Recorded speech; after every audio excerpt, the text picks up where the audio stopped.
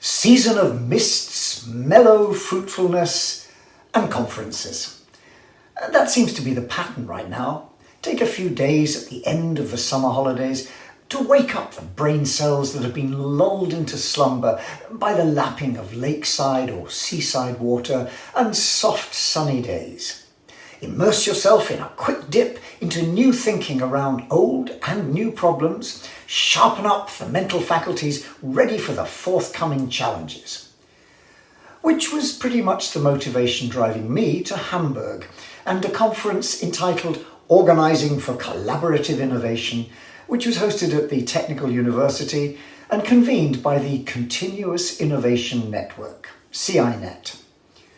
Now, this event was a little special, representing the 25th anniversary of the conference, and it carried on doing what it's always done, drawing together people from all over the world bound by a common interest in innovation.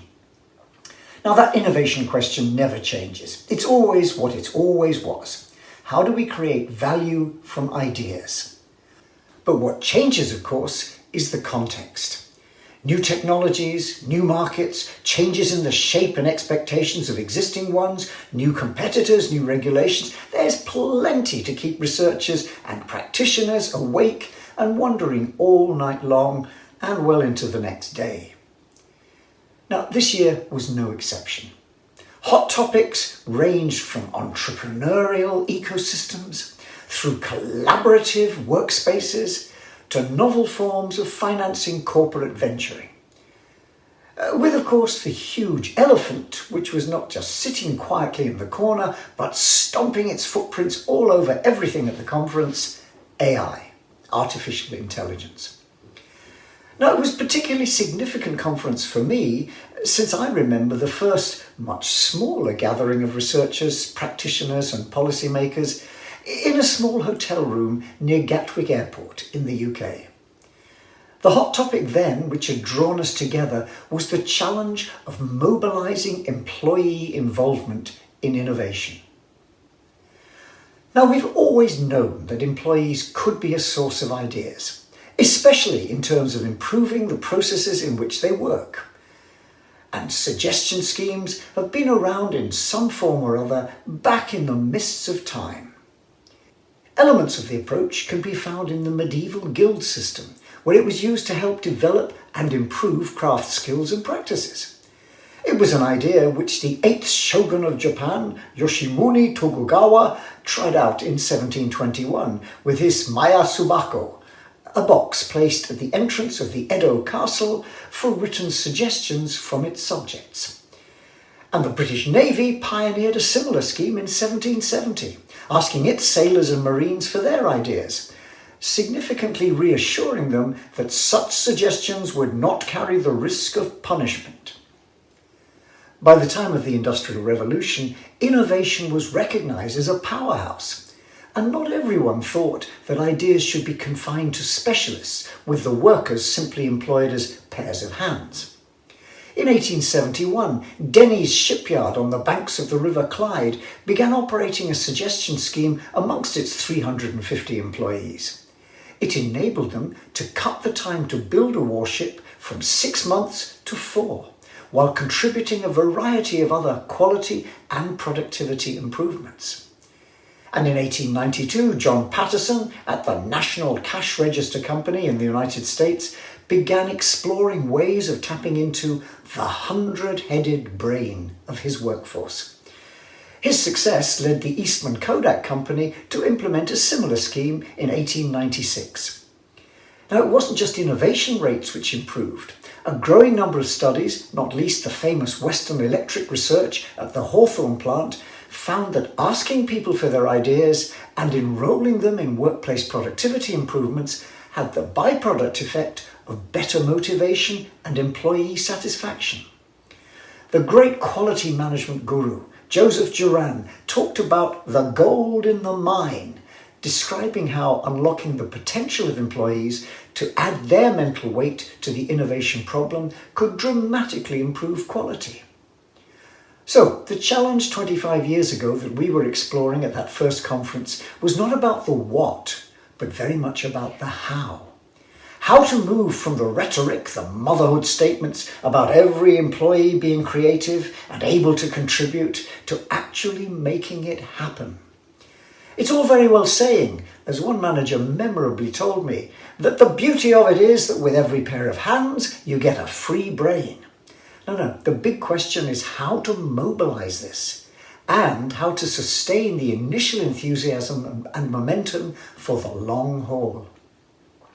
Now, at that time, we were riding on the back of the latest revolution to sweep manufacturing and services, that of lean thinking. Now, that's a powerful set of tools and concepts, and lean puts employees at the centre of its promise. And finding ways to engage with them was strongly linked to significant productivity improvements achieved by a consistent attack on waste, continuous improvement. Now, we learned a lot through that CINet network and from many other communities of practice, trying to share experiences and good practice. And the first key learning was that it's not a simple binary shift, a magic wand that you wave over your workforce and instantly they become an innovation powerhouse.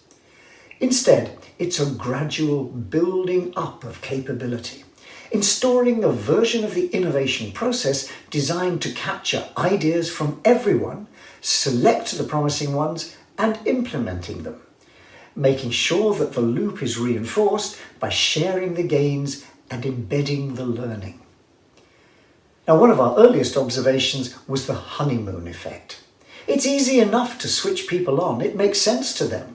They have plenty of ideas. They're closest to the problem. They can see how it can be improved. They've often even devised their own hacks and workarounds. So many high involvement innovation programs began life in this way on a wave of enthusiasm. Catch that wave and you could be onto a winner. But too often the wave broke on a rather inflexible shore. The ideas flooded in, but not all of them were acted on. Indeed, there could be a suspicion that they weren't being heard. Feedback and progress updates were absent, so people felt their ideas had been tossed into a black hole. Not the most enabling conditions to encourage people to continue with their efforts. Slogans are all very well, but despite the barrage of posters and other reminders of the company's commitment to listening to and acting on little ideas from everyone, the reality was a growing perception of business as usual. And once again, of the employees feeling they've been bombed by yet another initiative. So keep your head down, it'll go away, and the next one will arrive in due course. What became clear to us as researchers was the need for long-term commitment and the creation of a supporting infrastructure to enable these behaviours to take root and to yield fruit. There were success stories, but increasingly it became clear that maturity in high involvement innovation wasn't a matter of how long you've been doing it or even how much budget you were prepared to throw at it. Long-term sustainable programs were those which became part of the fabric of the innovation approach, supported and led, enabled with training, motivation embedded with feedback, rewards and recognition. Now that kind of thing needs to become a core part of the culture, the way we do things around here, if it's going to have a sustained impact and become a strategic resource. And that depends on building 9 core capabilities. First of all, establish high involvement innovation as a core value. Show that you believe that little improvements from everyone matter in this organisation. Recognition and reward, reinforcing this core value by relevant incentives, less about money than about being listened to, empowered and enabled to contribute. A commitment to training and development to support learning about how to become an effective innovator. Establishing a core process to enable high involvement innovation to happen, including allowing time and space for it to operate. Having idea management systems which give feedback and action to ideas. Providing facilitation and support for it, coaching, training, structures and so on. Leadership, demonstrating commitment to these values by walking the talk. Strategic direction, Having policy deployment where bottom-up capability for innovation meets top-down clear direction about where and why improvements matter. And building dynamic capability, stepping back and constantly reviewing and updating the high involvement approach. Now, all that was a long time ago, and a lot has changed, but the underlying challenges and the promise remain. If we can find ways to tap into the natural creativity and the deep knowledge which employees in any organisation have, then we can take a regular and a powerful innovation dividend. And in times of recession and constraint, this has consistently proved to be a key life support mechanism for organisations. There may be limits to the appetite for risk in launching new products and services at a time when belts are being tightened and where uncertainty rules the roost, but there's always a place for optimising, improving, eliminating wastes, the original but still very relevant lean prescription. Now, the good news is that the field has moved on. That constantly changing context for innovation has included the addition of some powerful reinforcements for high involvement innovation. First of all, there's massive evidence that the approach works. Cases and data sets regularly point to clear evidence that it has a lot to offer. It isn't automatic, but it is worth investing in. The experience of Toyota and other pioneer firms which have been doing this for a long time offers us plenty of food for thought. Their continued status as one of the companies with the highest productivity growth record over decades is enviable. But there's also evidence from newer kids on the innovation block, confirming the message. Give people time, space and structure to enable their ideas to flow, and it'll pay dividends. Some examples of specific savings at the organisational level. Liberty Global's Spark programme, in its various forms, has generated over 25 million euros return on investment, with a large part of that coming from programmes and campaigns focused on key strategic issues. Importantly, the Spark platform approach is now a household name around the organisation.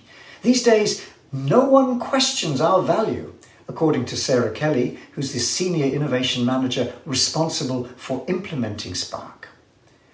Or ConocoPhillips and their Do Things Better programme. On a conservative estimate, this has saved them over $100 million over the past years, and many times that over the programme's life. The difficulty comes, according to Liz Jolly, who's Innovation Manager, is that continuous improvement is sometimes almost invisible. It's a slow, incremental grinding down rather than a big bang. But the cumulative impact on time saving, emission reduction, quality and other improvements works out at those millions of dollars every year. Or BAE Systems and their Empower programme, where savings have been such that the organisation now has a budget of $1 million to invest in supporting ideas through to implementation. And they expect to get a return of between 5 and 10 times that sum from employee suggestions. And it's not just the commercial world. Similar stories can be found in the public and the not-for-profit sectors.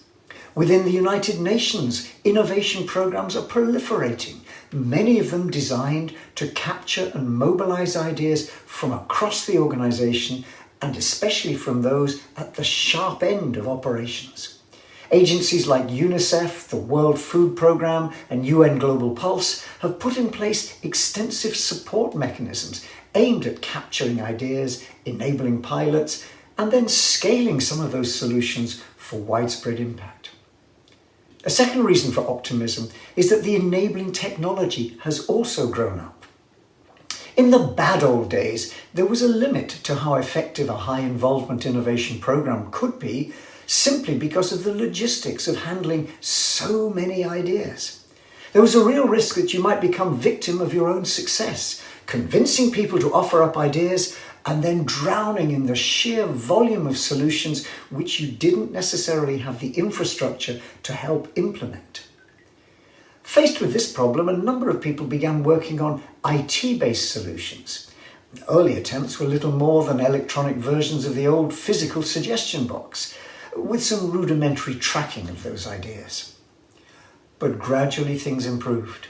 The interface became more friendly, and with the growth of internal company networks, the possibility of accessing a terminal and logging onto a screen became available to many more people. Instead of being a one-way posting process, the beginnings of visibility emerged. People could see what happened to their ideas and get some feedback on them. User companies began to sit up and take notice as a new way of engaging employees emerged, one which offered the twin advantages of richness and reach. Through such platforms, a high volume of people could be connected, forming the neurons in a potentially giant innovation brain for the organization. And their activity could be extended way beyond simply posting up a suggestion. They could comment on other people's ideas, like or suggest modifications, join in virtual teams, building and shaping ideas into real innovation possibilities. Today's collaboration platforms have a lot more to offer, not only in capturing ideas, but in mobilizing knowledge across and even between organizations. They do so in an interactive space in which challenges can be posed, ideas suggested, comments added, shaping and welding together multiple knowledge sets and experience, drawing all of this together. Where it was once the exception to find firms like Toyota reporting high levels of participation and harvesting the benefits emerging from millions of suggestions, it's now commonplace to find benefits reported in terms of million-dollar savings across tens of thousands of employees. But it's not just the raw return on investment which collaboration platforms offer, though these benefits are impressive. Their real value lies in the way they've matured to enable systematic innovation routines to work at scale across the entire innovation process, not just the front-end idea generation. And it's not just the direct financial returns on investment which result from cost and time savings, quality improvements, or process simplifications which makes collaboration platforms an attractive proposition. Perhaps their real value lies in the way they enable continuous improvement to work at scale and support the entire life cycle of improvement, from initial ideation right through to implementation, and offering a number of additional benefits, including improved motivation.